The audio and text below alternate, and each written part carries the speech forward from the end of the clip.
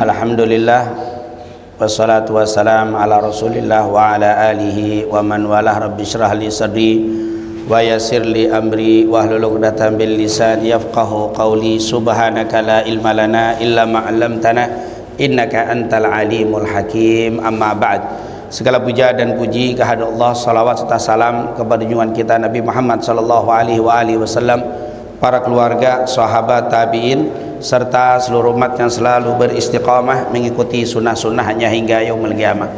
Alhamdulillah, setelah kita mendirikan sholat subuh berjamaah, semoga semua yang telah kita lakukan diberikan keridhaan dan keberkahan dari Allah Subhanahu wa taala. Amin ya rabbal alamin. Kembali di kesempatan yang mulia ini kita akan melanjutkan pembahasan kita, kajian kita dari kitab Matan Aqidatul Awam, yang alhamdulillah semua yang berbicara tentang keimanan kepada kitab sudah kita bahas, walaupun tidak terlalu mendetail, paling tidak sudah kita pahami bahwa ada 4 kitab yang harus kita imani sebagaimana yang dituliskan dalam kitab Matan Aqidatul Awam, yaitu kitab Taurat yang diturunkan kepada Nabi Musa, Zabur kepada Nabi Daud, Injil kepada Nabi Isa, dan juga kepada Nabi Muhammad, yaitu Al-Quranul Karim.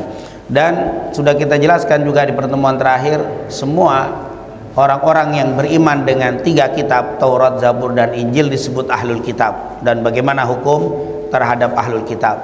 Kemudian setelah kalimat itu, di dalam Matan Aqidatul Awam diteruskan lagi dengan kalimat wa kullu ma ata bihir rasulu fahaqquhut taslim wal qabulu. Wa kullu ma ata bihir rasul, dan semua apa yang disampaikan oleh Rasul, yaitu ar-rasul sini maksudnya Nabi Muhammad sallallahu alaihi wasallam, fahaqqut taslimu wal qabul, maka wajib kita menerima dan pasrah. Artinya apa yang diperintahkan oleh Nabi untuk mengimani Al-Quran, kemudian Taurat, Injil, Zabur, semua itu adalah apa yang diberitakan Nabi, harus kita terima. Jadi tidak boleh seorang pun yang mengaku beriman mengingkari atau tidak percaya atau tidak menjalankan apa yang diperintahkan oleh Nabi kita Nabi Muhammad sallallahu alaihi wasallam. Di situ dikatakan wa kullu ma ata bihir rasul fahaqqut taslimu wal qabul. Ar-rasul, kata-kata ar-rasul di sini maksudnya adalah Nabi kita Nabi Muhammad sallallahu alaihi wasallam. Dikatakan ar-rasul karena memang nanti di dalam bahasa baik Al-Qur'an dan hadis kadang-kadang ada rasulun, ada ar-rasulu, nanti ada rusulun, yaitu ada rasul-rasul. Ini tentunya memiliki makna ar-rasul adalah Nabi kita Nabi Muhammad sallallahu alaihi wasallam. Dan ar-rasul cirinya adalah disebutkan di sini, disebut ciri rasul hamilur risalah. Disebut rasul karena berasal dari kalimat rasala, yaitu rasala, yang dikatakan rasala ini adalah kirim atau mengirim. Jadi ar-rasul jadi orang yang dikirim, artinya hamba Allah yang terpilih, yang dikirim oleh Allah Subhanahu wa taala.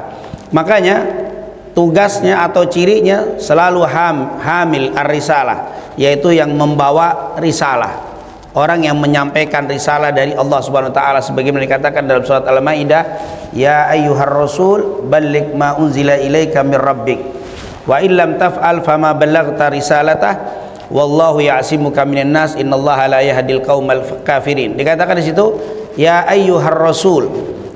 Kalimat ar-rasul di sini maksudnya adalah Nabi kita Nabi Muhammad sallallahu alaihi wasallam. Ya ayyuhar rasul, wahai rasul. Walaupun tidak disebutkan siapa rasul di sini, kan rasul banyak, tapi maksud di sini adalah Nabi kita Nabi Muhammad sallallahu alaihi wasallam. Balligh ma unzila ilaika mir rabbik.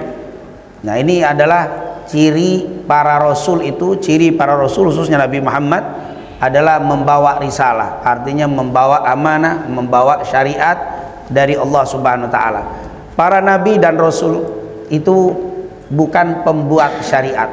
Pembuat syariat itu adalah Allah Subhanahu wa taala. Nabi Muhammad hanya membawa risalah dari Allah, penyampai, yaitu kalau bahasa kita pendakwah, yang mendakwahkan apa yang datang dari Allah Subhanahu wa taala.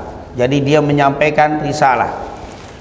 Makanya Allah katakan, wahai Rasul, sampaikan ma unzila ilaik, apa yang diturunkan kepadamu, mir rabbika, dari Allah, dari Tuhanmu, Berarti para nabi dan rasul itu adalah pembawa syariat, yaitu pembawa risalah.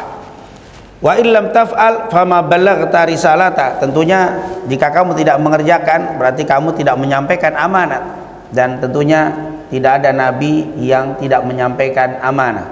Semua apa yang diperintahkan Allah untuk disampaikan sudah disampaikan. Oleh karena itu di sini haqqut taslim wal qabul.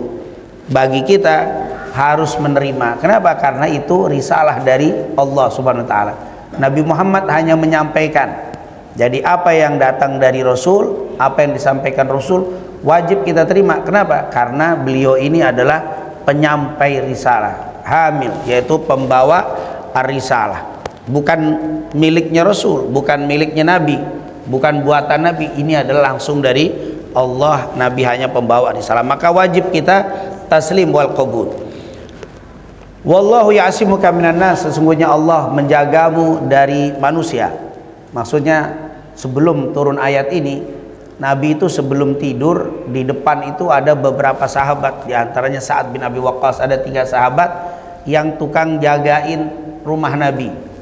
Mungkin kalau bahasa kita ada satpamnya, ada haris, ada penjaga. Mereka bawa pedang jagain rumah Nabi. Ketika turun wallahu ya'simuka minan nas, Rasul bilang kalian pulanglah semua. Ya Rasulullah, nanti nggak ada yang jaga. Allah yang menjaga aku, sudah tidak perlu penjagaan lagi. Dan akhirnya tidak pernah dijaga rumah Nabi atau tempat tidur atau tempat istirahat Nabi. Jadi Rasul seperti biasa, tidak ada penjagaan. Tapi ya, bukan berarti sekarang misalkan seorang pemimpin nggak perlu dijaga, karena tidak ada apa jaminan wallahu ya'simuka minan nas. Itu penjagaan. Tapi untuk para nabi tidak. Nabi langsung menyuruh sahabat-sahabat ini kembali. Mereka khawatir, ya Rasulullah, ini kalau ada apa-apa, Allah sudah menyediakan penjagaan kepadaku, kalian pulanglah. Dan sejak saat itu rumah Nabi tidak ada lagi yang jaga. Oleh karena itu ketika ada cerita di dalam Sahih Muslim, ada seorang wanita yang sedang nangis di kuburan. Nabi lewat, ternyata itu perempuan sedang menangisi kuburan anaknya yang baru meninggal. Rasulullah lewat, kemudian Rasulullah bilang apa? Ittaqillah wasbiri. Sabarlah wahai perempuan dan bertakwalah kepada Allah. Si perempuan tadi marah, dia tidak tahu kalau yang bicara itu Nabi. Dia bilang ilaika anni fa innaka lam tusab bi musibati. Jauhlah engkau dari aku, kamu tidak merasakan apa yang menimpa aku. Innaka lam tusab bi musibati, kamu tidak kena musibah seperti yang menimpa aku. Dia tidak tahu kalau itu Nabi. Nabi dengar begitu langsung jalan, tidak menegur lagi itu perempuan. Setelah Rasulullah berjalan, Abdullah bin Abbas negur itu perempuan. Wah ibu, tahu nggak siapa yang bicara tadi? Nggak tahu. Rasul.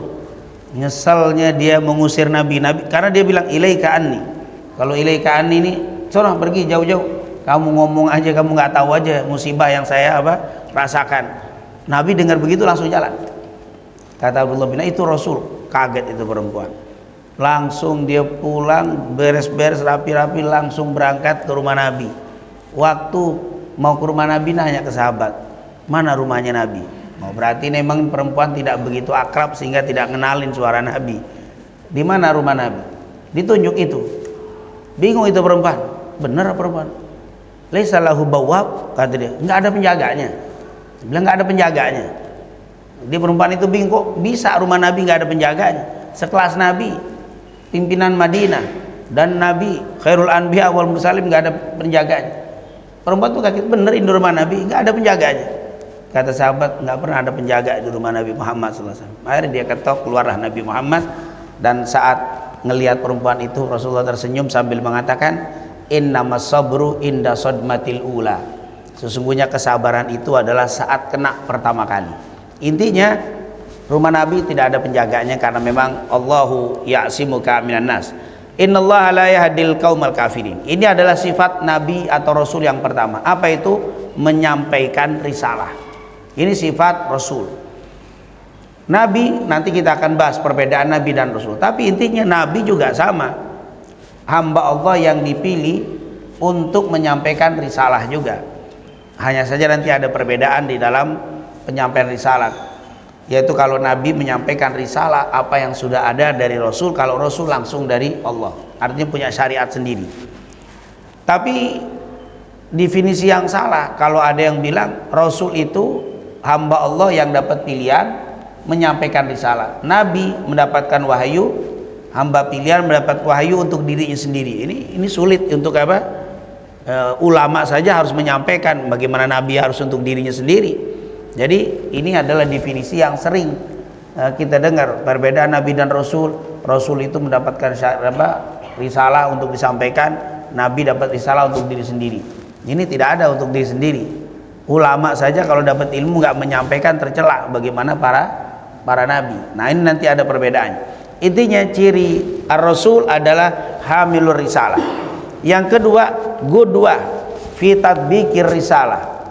Jadi para nabi dan rasul itu adalah cirinya hamilur risalah, pembawa risalah. Yang kedua, gudwah li tatbiq ar-risalah, sebagai contoh untuk mempraktekkan risalah itu. Jadi syariat itu yang dari Allah, yang nyontoin itu nabinya.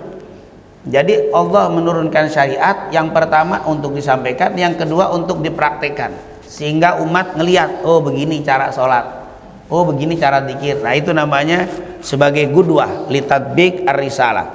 Ini adalah ciri para nabi. Jadi apapun yang disampaikan Rasul pasti sudah dipraktekkan sama Rasul. Apapun yang diajarkan Nabi pasti sudah dijalankan sama Nabi, karena dia sebagai gudwah, sebagai suri toladan. Makanya Allah katakan, laqad kana lakum fi rasulillahi uswatun hasanah. Sesungguhnya pada diri Nabi Muhammad itu ada contoh suri tauladan yang baik. Karena memang ciri-ciri Rasul itu begitu. Yang pertama hamilur risalah, pembawa risalah, menyampaikan risalah. Yang kedua gudwah li tatbiqir risalah, yaitu sebagai contoh untuk mempraktikkan risalah itu sendiri. Kenapa Rasul itu tadi fahaqquhu at-taslimu wal qabulu? Kenapa kita harus menerima semua apa yang datang dari Rasul sallallahu alaihi wasallam?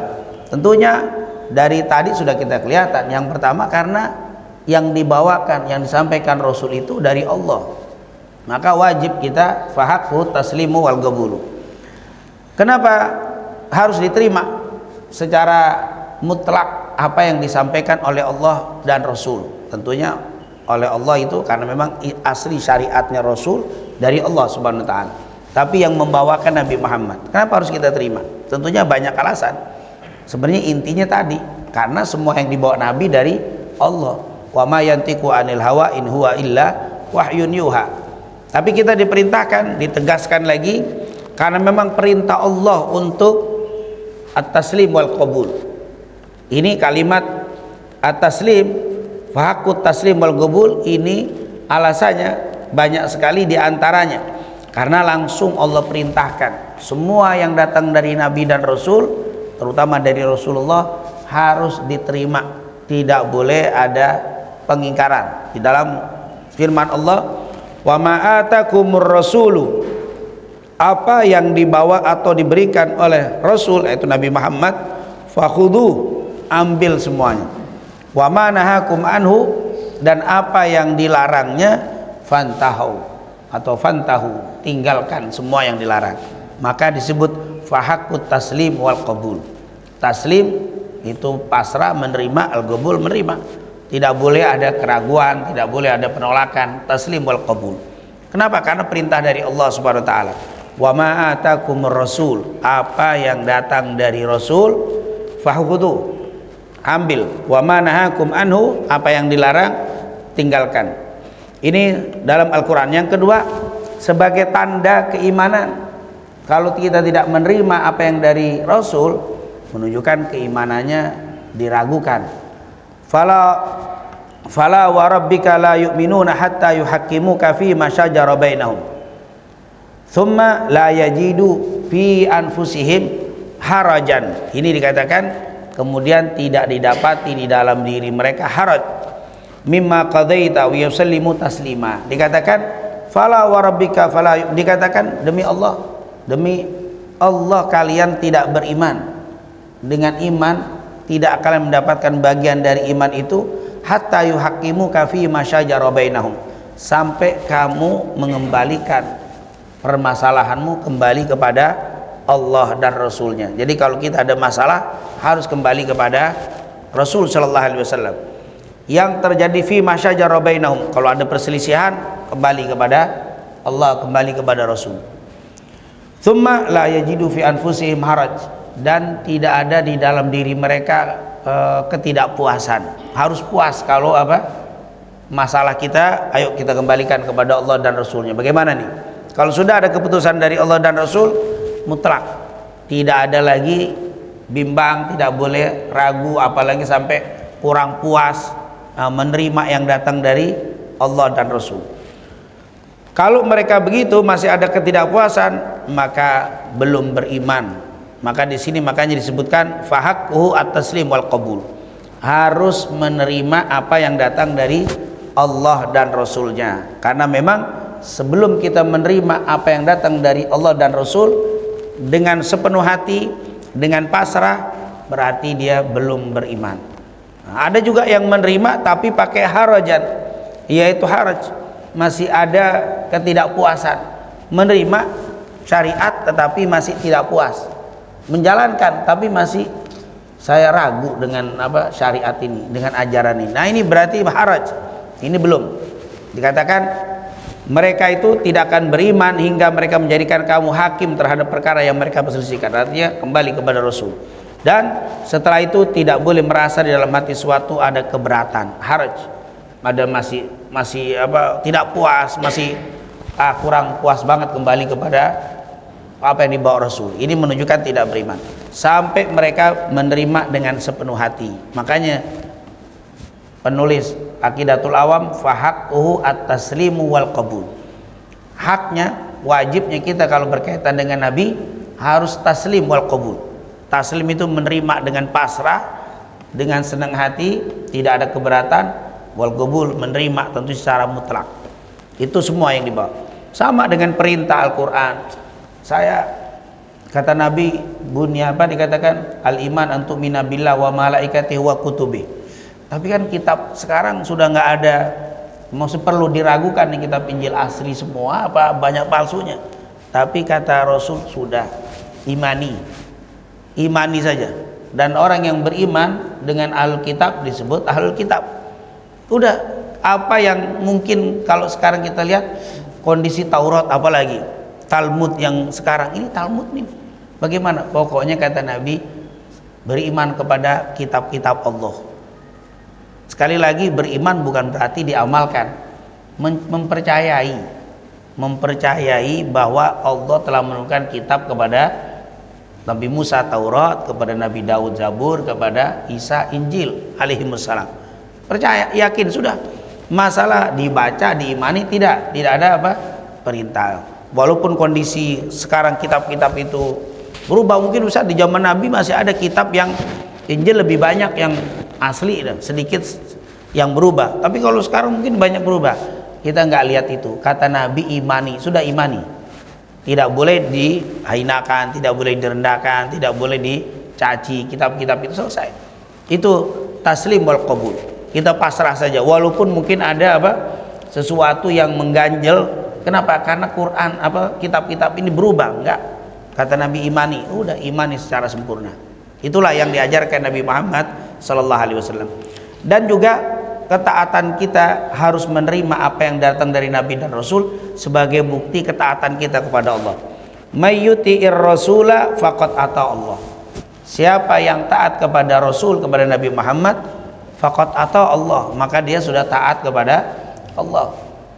Kenapa? Karena memang sumber yang dibawakan Rasul itu adalah dari Allah Subhanahu wa ta'ala.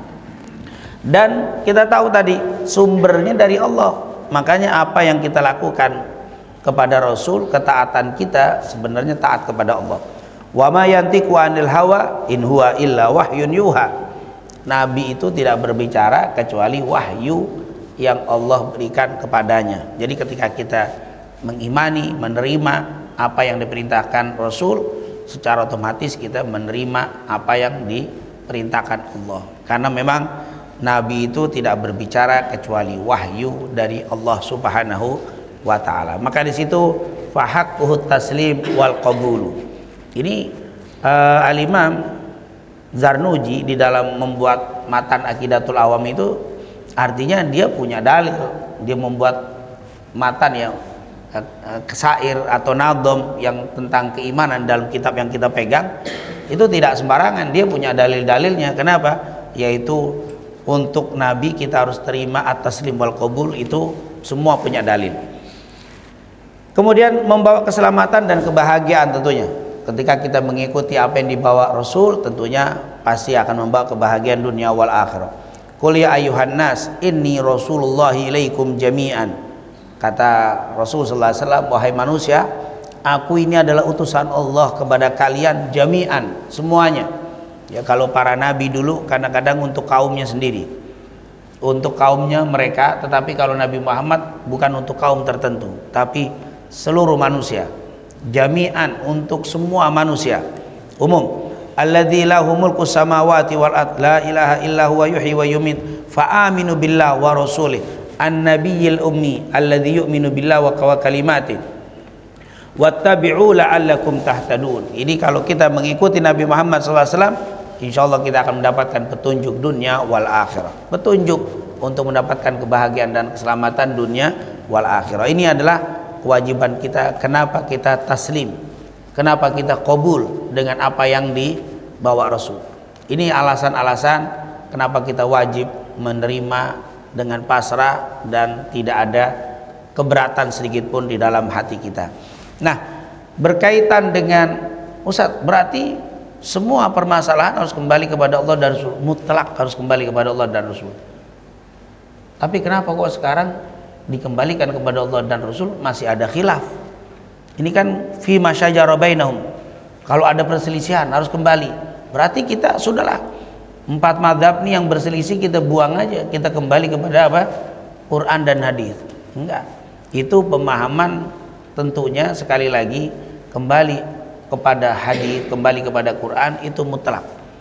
Kalau sudah ayat dan hadisnya jelas mutlak, nggak ada pilihan lain. Tetapi ketika hadis atau ayat mengandung beberapa pemahaman, disitulah mulai apa? Setiap orang yang memiliki pemahaman dan pemahaman kembali kepada Quran dan hadis itu juga kembali kepada Allah dan Rasul. Imam Malik kembali kepada Allah dan Rasul karena dia punya pemahaman yang dia fahami dari Quran dan hadis. Imam Syafi'i kembali kepada Allah dan Rasul. Kenapa? Karena dia memahami Quran dan hadis. Imam Abu Hanifah sama, kembali kepada Allah dan Rasul. Imam Ahmad kembali kepada Allah, tapi pendapat berbeda ya, tapi pokoknya sama. Itu adalah mereka menerima. Jadi jangan dibilang mazhab saya Quran dan hadis, yang berselisih dengan saya berarti tidak kembali kepada Quran dan hadis. Tunggu dulu, karena Quran itu pemahamannya satu kalimat itu mengandung beberapa makna pemahaman. Begitu juga hadis, selain satu kalimat di kalam hadis memiliki beberapa makna, hadis nanti satu masalah bisa mengandung, bisa keluar beberapa hadis. Misalkan membaca Bismillahirrahmanirrahim dalam surat Fatihah, di dalam sholat terjadi khilaf. Kenapa? Karena hadisnya ada yang Anas bin Malik, saya pernah mendengar Rasulullah baca Bismillah. Abu Hurairah pernah bilang, siapa yang mau melihat dan mendengar cara sholatnya Nabi, ini aku contohkan, Allahu Akbar, Bismillahirrahmanirrahim, disebutkan. Tapi juga ada riwayat hadis Abu Hurairah lain yang sahih juga. Rasulullah pernah berkata, man qala alhamdulillahi rabbil alamin hamidani rabbi. Dikatakan man qala alhamdulillahi rabbil alamin qala Allah hamidani abdi. Ini hadis juga sahih. Siapa yang membaca alhamdulillah, Allah akan berkata hambaku telah memuji aku.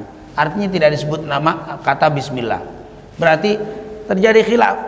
Tapi semua yang baca bismillah kembali kepada Allah dan Rasul, yang gak baca bismillah kembali kepada Allah dan Rasul dengan pemahaman. Nah, jadi jangan kita bilang berarti taslim qabul langsung kita kembali kepada Quran Sunnah. Tunggu dulu, karena Quran dan Sunnah itu sangat luas. Nah, kalau apalagi bagi kita, setiap kita kembali kepada Quran dan Sunnah, ini akan mengalami mungkin bukannya syajara bainahum biasa, bukan perselisihan, bisa jadi perang. Kalau setiap orang kembali kepada apa? Dia kembali ke saya, kembali kepada Quran hadis. Bapak kembali ke Quran. Pemahaman masing-masing. Wow, ini menjadi luar biasa. Karena pemahaman itu kalau tidak dipandu dengan kaidah, itu nanti menjadi pemahaman yang kebablasan nanti. Kalau tidak dipandu dengan kaidah-kaidah. Kaidahnya banyak. Untuk memahami Quran nanti ada kaidahnya. Harus tentunya tidak boleh orang mengambil hukum dari Quran kecuali harus hafal Quran dulu. Dia tahu hukum atau paling tidak mengetahui permasalahan itu yang ada dalam satu Al-Quran. Karena satu permasalahan di ayat yang satu nanti ada ayat lain. Itu harus berkait. Namanya tafsir Al-Quran bil Quran. Itu namanya menafsirkan Quran dengan ayat Quran yang lain. Karena ayat Quran satu dengan yang lain itu saling apa? Berkaitan. Setelah itu urusan Quran nanti harus mengetahui dan hafal ayat-ayat yang berbicara itu seluruh Al-Quran. Yang kedua nanti ada ilmu bahasa. Tentunya tidak boleh terjemah, harus menggunakan bahasa Arab dengan berbagai macam keilmuannya, baik nahwu, sorof, mantik, balaghah dan seterusnya. Nanti ada lagi ilmu Qur'annya sendiri yang namanya ilmu asbabun nuzul. Harus tahu ilmu asbabun nuzul. Nanti ada nasikh mansukh, nanti ada tafsil, ada bayan, ada mutlak, am, itu juga harus tahu. Baru setelah itu kembali kepada hadisnya. Hadisnya paling sedikit kalau Imam Ahmad bilang waktu itu ada seorang datang, wahai imam, boleh nggak saya tanpa imam saya kembali kepada hadis, ingin mengistinbatul ahkam, ingin mengeluarkan hukum hanya dari Quran hadis tanpa ikut ulama. Quran sudah jelas, hadis berapa engkau hafal hadis? Kalau saya hafal hadis 100.000, kata Imam Ahmad, enggak, tidak boleh engkau hafal 100.000. Ingin menjadi mujtahid mutlak, ingin menjadi seorang mujtahid yang tidak ikut siapa-siapa, mengeluarkan hukum tersendiri. Bagaimana kalau 200.000? Tidak boleh. Kalau 300.000, la ba'sa bi. Tadi enggak apa-apa, lumayan lah 300.000. Tapi dengan bukan hafal tok, harus tahu sahih tidak sahih, kemudian nasikh mansukh, mana yang awal mana yang akhir, latar belakang asbabul wurud. Saya rasa urusannya ruwet megang makanya kata ulama cukup ikuti dengan imam. Antum lebih pegang Imam Abu Hanifah. Abu Hanifah itu sudah memenuhi syarat. Imam Malik sudah memenuhi syarat. Imam Syafi'i, Imam Ahmad. Imam Ahmad berapa hafal hadis? Apa kata beliau? Hafidtu alfa hadis. Imam Ahmad bin Hanbal, pendiri mazhab Hambali, saya hafal 1.000.000 hadis. Alf itu 1.000.000 hadis. 1.000.000 hadis. Kita 40 hadis nggak hafal-hafal, setengah mati. Arba'in Nawawi itu kita kan wajib hafal, kalau di sekolah itu wajib hafal. Itu setengah mati Arba'in Nawawi. Nah, itulah artinya kenapa ulama bilang sudah ikutin mazhab. Engkau bertaklid dengan ulama yang memang punya pakar itu. Tapi ada ustaz ini nggak ikut mazhab, dia ikut siapa? Quran hadis, pasti nggak mungkin, nggak ada yang bisa kembali ke Quran. Pasti kembali Quran hadis. Hadisnya buku apa yang dipakai? Bukhari itu mazhabnya Syafi'i. Muslim Syafi'i mazhabnya. Saya pakai Imam Ahmad, Musnad adalah Hambali. Saya pakai Turmudi Syafi'i, Abu Dawud Syafi'i. Sebenarnya kita tanpa terasa kalau kita baca kitab-kitab itu pasti tergiring kepada mazhab tertentu. Nggak ada. Kata Imam Bukhari mazhabnya Syafi'i. Siapa imam hadis? Semua Imam Hakim Syafi'i, Mustadrak ala Sahihain. Ibnu Hibban Syafi'i. Ibnu Rajab baru dia mazhabnya Hambali. Imam Malik Muwatta baru mazhab Maliki. Ibnu Abdul Bar Maliki. Semua Imam Ghazali Syafi'i. Jadi itu tidak pernah keluar, istilahnya pasti kembali ke situ. Cuman kalau orang dulu ngaku saya bermadhab ini, kalau sekarang kita pengennya biar keren dikit, saya nggak bermadhab, saya kembali kepada Quran hadis. Itu terlalu beresiko sekali sekelas kita. Nah, sekelas kita berisiko kembali. Tapi kadang-kadang saya kembali kepada Quran hadis, tapi kalau saya lihat isi amalannya ke ulama satu juga, menjurus mengkerucut begitu juga. Sebenarnya itu madhab namanya. Madhab itu kan pemikiran. Jadi saya bermadhab fulan, saya bermadhab kepada Quran, berarti pemikiran antum nggak boleh ke ulama, kembali Quran. kembali kepada hadis, itu akan sulit. Tapi saya bermadzhab Syafi'i, pemikiran saya kembali ke Imam Syafi'i. Imam Syafi'i pemikirannya kepada Quran hadis, cuman mengkerucutnya begitu. Nah, sekarang kadang-kadang saya lihat nggak pakai madhab tapi mengkerucut ke ulama tertentu juga, yang itu lagi berarti sebenarnya bermadhab. Nah, cuman berbeda aja penyebutannya. Nah, jadi sekali lagi jangan difahami kembali kepada Quran hadis berarti langsung mutlak tanpa ikut pemikiran ulama. Tidak. Kita kalau mempunyai syarat-syarat yang menjadi pemahaman Quran hadis, memiliki itu silakan. Arti kalau sudah memiliki kemampuan bisa mengeluarkan Quran dan hadis. Jangankan membaca Quran itu harus petunjuk. Kita ini kalau ditaruh di Indonesia atau di negara kita, datang misalkan ke Amerika, lalu dikasih peta Amerika, saya masuk ke wilayah New York misalkan, nih dikasih petanya mau kemana-mana, bingung saya belum pernah ke Amerika, dikasih petanya ini kemana, ini wilayah mana, ini kemana, bingung. Tapi ada orang penduduk situ, oh ini yang kesini, ini jalan ini yang kesini, faham, yang mengerti yang wilayah situ. Itu juga Quran itu petunjuk. Tapi kalau untuk dikasih petunjuk begitu, bingung. Petunjuk itu harus orang yang ahli di dalam Al-Quran, baru ini maksudnya petunjuk ini begini. Al-Quran adalah hudan sebagai petunjuk, tapi nggak setiap orang bisa baca petunjuk kalau bukan bukan ahli. Tapi kan sudah ada terjemah, Ustaz. Terjemah itu beda. Terjemah dengan tafsir, terjemah dengan hukum nggak bisa, berbeda sekali. Nah, bahasa Arab itu sangat-sangat luas.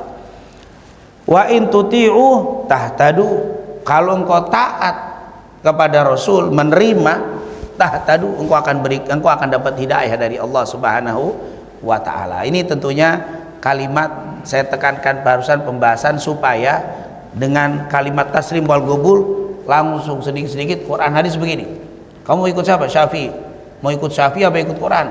Nah, ini kalimat yang sebenarnya kalau kata ulama melecehkan ulama.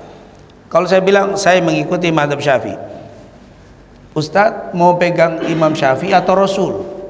Wah, Imam Syafi'i atau Rasul? Kalau Rasul sudah ada jaminannya, ikut pasti selamat. Sama Imam Syafi'i nggak ada jaminan. Terus kalau saya ikut Syafi'i, kalau Anda berarti ikut Rasul. Subhanallah. Seakan-akan Imam Syafi'i nggak ikut Rasul. Seakan-akan Imam Syafi'i dan Rasul bertentangan. Kalau memang bertentangan berdua, boleh mutlak ikut Rasul. Tapi Imam Syafi'i tidak pernah bertentangan dengan Rasul SAW. Kalau Anda takut bertentangan dengan Rasul, apalagi Imam Syafi'i, apalagi Imam Malik, apalagi Imam Ahmad, apalagi Imam Abu Hanifah, 1.000.000 kali mereka lebih takut menentang Rasul. Kita takut bertentangan dengan Rasul, mereka 1.000.000 kali lebih takut untuk bertentangan dengan Rasul. Jadi jangan dianggap kita itu lebih takut. Saya daripada ngikut Imam Malik, Imam ini, mendingan saya ikut Rasulullah. Saya takut kalau bertentangan dengan Rasul. Mereka 1.000.000 kali lebih takut daripada kita. Mereka, kalau bicara tentang para imam, udah kita nggak ada. Nanti insya Allah pas nanti ada di sini di dalam pembahasan termasuk aqidah ahli sunnah itu adalah dalam matan aqidatul awam yang mengikuti salah satu madhab. Artinya tidak Imam Syafi'i, karena sekarang orang awam bilang yang ahli sunnah itu Syafi'i, selain Syafi'i bukan ahli sunnah. Ini salah juga. Di dalam madhab 4 itu juga semuanya adalah ahli sunnah wal jamaah. Mau Hambalinya, Malikinya, Hanafinya, ini yang disebut ahli sunnah. Wa in tuti'u tahtadu. Dan menyelisih Nabi akan mendapatkan kehancuran. La taj'alu du'a ar-rasuli bainakum ka du'a ba'dikum ba'dha. Jangan kau panggil Nabi Muhammad sallallahu alaihi wasallam seperti engkau memanggil satu dengan yang lainnya. Enggak boleh manggil Rasul ya Muhammad, tidak boleh. Karena itu panggilan seperti kita manggil orang lain. Seperti biasa, harus memanggil ya ayyuhan nabi atau ya Rasulullah, ya Nabi Allah itu, atau ya Rasul boleh. Tapi kalau ya Muhammad tidak boleh. Qad ya'lamullahu alladhina yatasallaluna minkum. Dikatakan Allah Subhanahu wa taala telah mengetahui orang-orang yang berangsur-angsur pergi, maksudnya orang munafik. Liwadan falyahdharil ladzina yukhalifuna an amri an tusibahum fitnah. Hati-hati orang-orang yang yukhalifun, yang bertentangan, tidak mengikuti, tidak menerima apa yang datang dari Nabi, akan kena musibah atau kena fitnah kepada mereka, akan mendapatkan kecelakaan dan kehancuran. Itu menyelisih. Nah, ternyata para imam tidak ada yang menyelisih, karena mereka tidak menyelisihi Nabi, Mereka memiliki pemahaman apa yang disampaikan Nabi dengan yang mereka fahami sesuai dengan kaidah-kaidah yang sudah disebutkan tadi. Yang menyelisih itu yang menentang. Menentang itu jelas. Allah bilang, aqimus shalah, dia tidak mau sholat, maka saat itu dia menentang, maka hati-hati, engkau akan dapatkan kehancuran. Rasul bilang, sholatlah kalian, sholat subuh 2 rakaat dan seterusnya, sudah perintah dari Nabi. Tidak boleh menentang. Menentang itu adalah menyelisih dan akan mendapatkan kehancuran. Tapi masalah sholat subuhnya 2 rakaat itu sepakat, tetapi masalah nanti usollinya, jahar basmalahnya, terus kunutnya, itu bukannya menentang Nabi. Lihat, Nabi kunut, berarti Anda tidak kunut, menentang Nabi, hancur kalian nanti. Wah, itu apa? Itu pemahaman dari mana yang model begitu? Atau kalian nih kok kunut, Nabi lihat nggak kunut, hancur kalian, menyentangi Nabi. Karena menentang akan mendapatkan kehancuran, menyelisih Nabi. Nabi tidak kunut subuh, antum kunut subuh, antum akan dapat kehancuran dunia wal akhirah. Wah, apakah seperti itu pemahaman? Tidak. Nanti di dalam kunut ternyata hadisnya banyak. Maka Imam Malik dan Imam Syafi'i mengatakan kunut subuhnya. Imam Malik kunutnya sebelum ruku, Imam Syafi'i setelah ruku. Imam Ahmad dan Imam Abu Hanifah bilang nggak kunut. Kunut itu hanya ada, kata Imam Ahmad, di tanggal pertengahan bulan Ramadan, sholat witir atau kunut nazilah. Sementara Imam Abu Hanifah setiap sholat witir ada kunutnya. Itu berbeda, tapi semua ada kunut, cuma letaknya beda. Itu luar biasa. Dan tidak ada. Imam Malik mengatakan, Imam Syafi'i hancur dia. Kenapa? Karena dia kunut setelah ruku. Menurut saya kunut sebelum ruku. Katanya nggak ada yang begitu. Atau Imam Ahmad, guru saya Imam Syafi'i, hancur dia. Kenapa? Bilang kunut subuh, sementara menurut saya nggak kunut subuh. Bukan begitu cara memahami perselisihan. Tidak begitu. Karena hadisnya masalah kunut antum kumpulin dulu. Ternyata di situ mulai banyak dari sini. Menurut Imam Malik, oh ini yang kuat.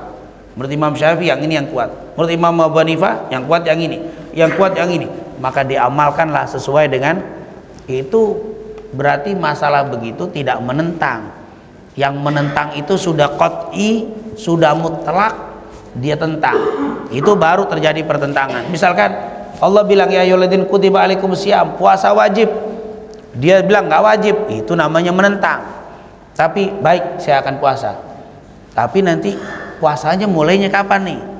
Oh, mulainya di dalam hadis habis adzan subuh atau saat adzan subuh, waktu masuk waktu subuh. Lalu terjadi khilaf. Bagaimana hukumnya kalau saya pas adzan subuh saya masih minum? Batal apa tidak? Terjadi perbedaan. Kata sebagian ulama, batal, sudah adzan subuh. Kata sebagian ulama, belum. Adzan subuh itu kan tanda masuk adzan subuh. Kan katanya setelah adzan subuh. Kata adzan berarti setelah la ilaha illallah. Kalau sudah adzan selesai, baru itu mulai. Tapi pas waktu adzannya belum. Nah, ini kan terjadi lagi. Hal seperti ini tidak menyelisih, tidak disebut Nah, yang dikatakan menyelisih itu kalau sudah mutlak satu pemahaman, menyelisih akan kehancuran dapat. Tapi kalau masih terjadi perbedaan sangat luas. Sebenarnya kalau kita nanti belajar lebih banyak, ya Allah, ternyata luar biasa luasnya Islam ini, begitu hebatnya ajaran Nabi Muhammad SAW, sehingga bisa dipakai dimanapun, sesuai dengan kapanpun, zaman apapun, dimanapun Islam akan selalu sesuai. Di mana Anda di musim dingin, nanti di tempat yang mataharinya sedikit, matahari nongolnya mungkin sejam, setelah itu maghrib lagi. Jadi waktu malamnya siang hanya berapa jam. Ada yang waktu malamnya sedikit, siangnya panjang. Padahal dalam ilmu kesehatan paling lama 12 jam orang tidak makan tidak minum. Setelah itu bisa sakit misalkan. Ini siangnya bisa sampai 20 jam, malamnya hanya 4 jam. Ini bagaimana? Inilah luasnya syariat. Nanti begitu banyak mulai hadis-hadis dan pendapat yang bisa kita pakai. Alhamdulillah.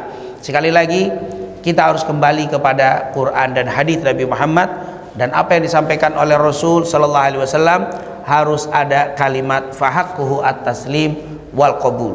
harus taslim wal qabul. Ini yang dijelaskan oleh Al-Imam Az-Zarnuji di dalam kitabnya Matan Aqidatul Awam. Semoga apa yang kita pelajari ini mendapatkan keberkahan dan keridhaan dari Allah Subhanahu wa taala, dan semoga kita selalu menerima dengan lapang, tidak ada keberatan di dalam hati sedikit pun apa yang telah disampaikan Nabi kita Nabi Muhammad sallallahu alaihi wasallam. Amin amin ya rabbal alamin. Rabbana taqabbal minna innaka antas samiul alim wa tub alaina innaka antat tawwabur rahim.